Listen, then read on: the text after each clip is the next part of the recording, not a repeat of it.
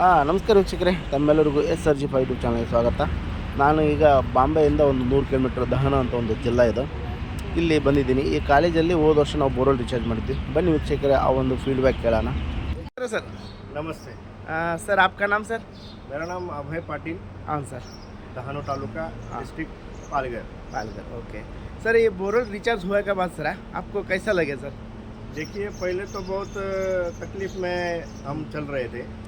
जनवरी फरवरी ending में ही इनका borewell का पानी कम होते खाली 15 मिनट पानी मिलता था बोरवेल से। लेकिन अभी हमने जब रेन वाटर हार्वेस्टिंग का प्रोजेक्ट कंप्लीट किया सर बोरवेल के बाजू में, तो अभी हमारा मार्च स्टार्ट है, अभी भी अच्छी तरह से पानी का रिजल्ट मिल रहा है। जिसके कारण क्यों कि ये रिचार्ज हो चुका है बोरवेल, उसकी वजह से ये पानी अच्छे से मिल रहा है। ओके सर, अभी दूसरों को क्या बोलते हैं सर ये बोरवेल रिचार्ज के बारे में? मैं तो सभी को विनती करूंगा कि देखिए, ज़मीन में से अपन काफ़ी सालों से बोरवेल करके पानी निकाल रहे हैं, तो जो धरती अपने को पानी दे रही है तो उसको वापस रिफिलिंग की जिम्मेदारी भी अपनी थोड़ी बहुत है। तो भी आजू बाजू के जो लोग हैं उन्होंने रेन वाटर हार्वेस्टिंग ये प्रोजेक्ट करना चाहिए, जिसकी वजह से पानी की लेवल बढ़ती है और वो अपने को बहुत बेनिफिशियरी है। यस, ओके सर, बहुत शुक्रिया सर, आप ये बोरवेल रिचार्ज के बारे में बोलिए। बहुत बहुत शुक्रिया सर। मैं आपको Rotary Club of Bombay Bay View and Roshni Foundation and Charitable Trust, इनका बहुत बहुत आभारी हूँ कि उनके माध्यम से ये प्रोजेक्ट हमारे कॉलेज में, हमारे जूनियर कॉलेज में हुआ है। हाँ सर, धन्यवाद सर। आपका स्कूल में कितना बच्चा है सर? हमारे यहाँ 450 बच्चे हैं। 450 बच्चे हैं? हाँ, 450 बच्चे को भी पानी कम नहीं है सर? अभी बिल्कुल कम नहीं है, हाँ। पूरे सफिशेंट है, क्योंकि हमारा ये पहले बहुत दिक्कत आती थी, अभी ये दिक्कत बहुत सारी कम हो गई। पहले टैंकर से मंगवाते थे सर? हाँ, पहला ये 2 महीने में हम टैंकर मंगाते थे, अभी उसकी ज़रूरत नहीं है। Okay, thank you sir. ನೋಡಿದ್ರಲ್ಲ ವೀಕ್ಷಕರೇ, ಏನಪ್ಪ ಅಂತಂದ್ರೆ ನಮ್ಮ ಅಭಯ್ ಪಾಟೀಲ್ ಸರ್ ಅವರು ತುಂಬ ಏನಂತಾರಲ್ಲ ಕೆಲಸದ ಒಂದು ಒತ್ತಡ ಇತ್ತು ಅವ್ರಿಗೆ. ಯಾಕಂದ್ರೆ ಕಾಲೇಜ್ ಪ್ರಿನ್ಸಿಪಾಲ್ ಅವರು, ಹಾಗಾಗಿ ಅವರಿಗೆ ಟೈಮ್ ಸಿಗೋದು ತುಂಬ ಕಡಿಮೆ. ನಾ ಇಲ್ಲಿಗೆ ಮುಂಬೈಗೆ ಬಂದು 4 ದಿನ ಆಯಿತು. 4 ದಿನದಲ್ಲಿ ನಿನಗೆ ಒಂದು 10 ನಿಮಿಷ ಟೈಮ್ ಕೊಡ್ತೀನಪ್ಪ, ಆವಾಗ ನೀನು ವಿಡಿಯೋ ಮಾಡ್ಕೊಂಡು ನಾನು ಮತ್ತೆ ಬೇರೆ ಕಡೆ ಹೋಗ್ಬೇಕಂತಂದ್ರೆ, ಹಾಗಾಗಿ ನಮ್ಮದು ಒಂದು ಅವಸರದಿಂದ ಸ್ವಲ್ಪ ಬೇಗ ವಿಡಿಯೋ ಮಾಡಿದೆ.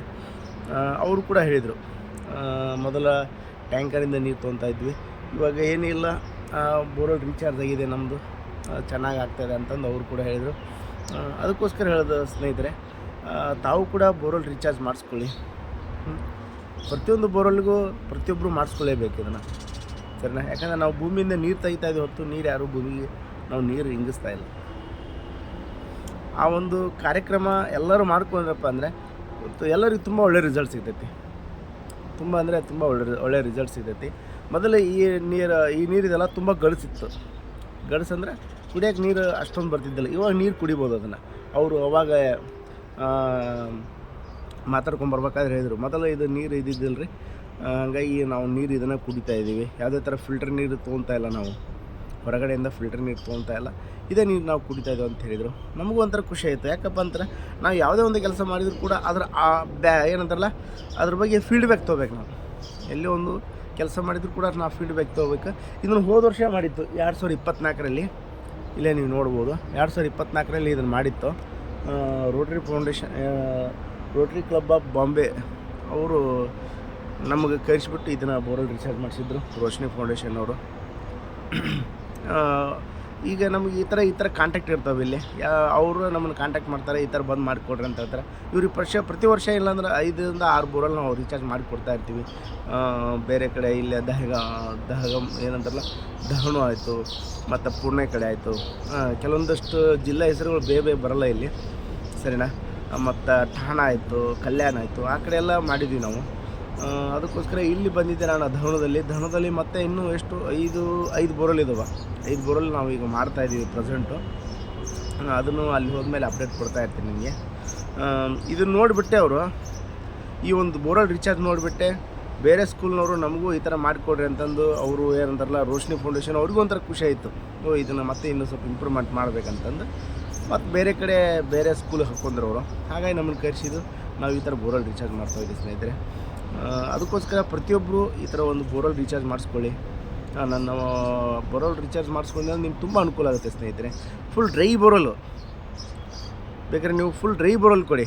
ಬೋರ್ವೆಲ್ ಹಾಕಬೇಕಾದ್ರೆ ಸ್ವಲ್ಪ ಮಣ್ಣಿನ ತೇವಾಂಶ ಬರೋದ್ರೆ ಸಾಕು ನನಗೆ ಸರ್, ಯಾಕಂದರೆ ಸ್ವಲ್ಪ ಜರಿ ಇದೆ ಅಂತ ಅರ್ಥ ಆಗುತ್ತೆ ನನಗೆ. ಯಾಕಂದರೆ ನೀರಿನ ಒಂದು ಒಳ ಜರಿಗಳು ಇದಾವೆ ಅನ್ನೋದೊಂದು ಸ್ವಲ್ಪ ಗೊತ್ತಾಗುತ್ತೆ. ಅದಕ್ಕೋಸ್ಕರ ಹೇಳೋದು. ಅಂಥವಿದ್ದಪ್ಪ ಅಂದರೆ ನನಗೆ ಇಮಿಡಿಯೇಟ್ ಫೋನ್ ಮಾಡಿ ನಾನು ಬೋರ್ವೆಲ್ ರೀಚಾರ್ಜ್ ನಿಮಗೆ ಮಾಡಿಕೊಡ್ತೀನಿ. ಅದು 100% ನಿಮಗೆ. ಯಾಕಂದರೆ ನಾನು ಇಷ್ಟೆಲ್ಲ ಅಡ್ಡಾಡ್ತಾ ಇರ್ತೀನಿ, ಮತ್ತು ಕೆಲಸ ಮಾಡಿದ್ಮೇಲೆ ಅವ್ರು ಫೋನ್ ಮಾಡ್ತಾಯಿರ್ತೀನಿ, ಹೆಂಗೈತೆ ರೀ ರೀಚಾರ್ಜ್ ಆಗೈತೋ ಇಲ್ಲ ಅಂತ ಫೋನ್ ಮಾಡ್ತಾಯಿರ್ತೀನಿ. ಅವರು ಕೂಡ ನಮ್ಗೆ ಫೀಡ್ಬ್ಯಾಕ್ ಚೆನ್ನಾಗಿ ಕೊಡಿ, ಇಲ್ಲರಿ ಚಲೋ ಆಗೈತೆ ಅಂತ ಹೇಳ್ತಿರ್ತಾರೆ. ಆ ಒಂದು ಉದ್ದೇಶದಿಂದ ಹೇಳ್ತಾ ಇದ್ದೀನಿ ಸ್ನೇಹಿತರೆ. ಒಂದು ಬೋರ್ವೆಲ್ ಹಾಕೋಕ್ಕೆ ನೀವು ಏನಂದರೂ 2 ರಿಂದ 3 ಲಕ್ಷ ರೂಪಾಯಿ ಖರ್ಚು ಬರ್ತೈತಿ. ಈ ಥರ ನೀವು ಮಾಡಿಸ್ಕೊಂಡ್ರಪ್ಪ ಅಂದರೆ ನಿಮಗೆ ಒಂದು 35,000 ರೂಪಾಯಿದಲ್ಲಿ ಮುಗಿದೋಗುತ್ತೆ. ಇದು 35,000 ರೂಪಾಯಿ. ಮತ್ತು ಇನ್ನೊಂದೇನಪ್ಪ, ಇದು ಅರ್ಬನ್ ಮೆಥಡ್, ಇದು ಸ್ವಲ್ಪ ಜಾಸ್ತಿ ಆಗುತ್ತೆ ಸರಿನಾ. ಇದು ಅರ್ಬನ್ ಮೆಥಡ್ ಜಾಸ್ತಿ ಆಗುತ್ತೆ. ರೂರಲ್ ಮೆಥಡ್ ಅಂದರೆ ಹೊಲದಾಗ ಮಾಡ್ತೀವಲ್ಲ, ಅದು ಸ್ವಲ್ಪ ಕಡಿಮೆ ಆಗುತ್ತೆ. 35,000 ರೂಪಾಯಿ ಒಳಗೆ ನಿಮ್ಗೆ ಮುಗಿದೋಗುತ್ತೆ. ಯಾರಾದರೂ ಇಂಟ್ರೆಸ್ಟ್ ಇದ್ದಪ್ಪ ಅಂದರೆ ನನಗೆ ಫೋನ್ ಮಾಡಿ ನಾನು ಬಂದು ಮಾಡಿಕೊಡ್ತೀನಿ ಸ್ನೇಹಿತರೆ. ಮತ್ತೆ ಮುಂದಿನ ಸಿಗೋಣ. ಎಲ್ಲರಿಗೂ ನಮಸ್ಕಾರ.